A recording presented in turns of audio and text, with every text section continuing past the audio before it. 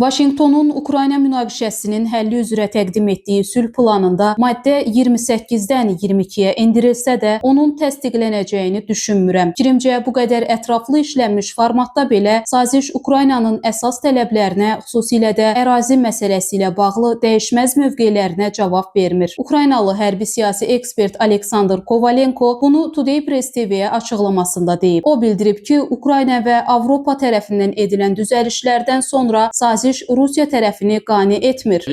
Buna görə də Ukrayna ilə Rusiyanın sülh sazişini imzalanmasına nə qədər yaxın olduqları barədə danışmaq mümkün deyil. Onlar bundan tamamilə uzaqdadırlar. Yaxınlıq yoxdur və perspektivlər də eynidir. Hazırda Ukrayna dərin diplomatik iş aparır ki, əslində kapitulyasiya aktını imzalamasın. Bu iş uğurla davam edir. Lakin Ukrayna tərəfində tam gözlənilməz qüvvələr ortaya çıxıb. Onlar Bloomberg vasitəsilə ABŞ prezidentinin xüsusi nümayəndəsi Steve Witkoff və Rusiya prezidentinin köməkçisi Yuri Ushakov arasındakı danışıqlarla bağlı məlumat sızdırıblar. Bu, Steve Witkoffun rəhbərlik etdiyi mövcud danışıqlar komandasını tamamilə diskreditə edir. Görünür, ABŞ prezidenti Donald Trump Ukrayna üzrə xüsusi nümayəndəsini dəyişib başqa diplomatla əvəz etməli olacaq. Ekspert sülh sazişinin imzalanmasının hələ reallıqdan uzaq olduğunu qeyd edib. O düşünür ki, gələn il çox danışıq olsa da, nəticə minimal səviyyədə qalacaq.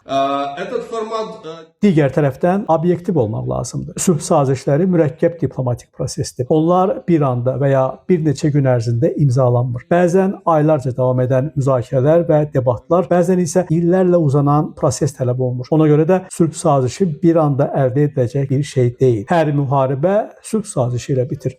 Lakin sülh sazişi yalnız döyüş fəaliyyətləri zəiflədikdən sonra müzakirəyə çıxarılır. Hazırda isə Ukraynada döyüşlər ən yüksək mərhələdədir. Bu isə göstərir ki, döyüşlərin pik səviyyədə olduğu şəraitdə sülh və sazişlər haqqında danışmaq tamamilə məsuliyyətsiz və mənasızdır. Qeyd edək ki, Vaşinqtonun Ukrayna münaqişəsinin həlli üçün təqdim etdiyi plan artıq 28 maddədən 22-yə endirilib. Qiymət Mahir, Jalə Rövşən, Namiq Abbasov, Today Press TV.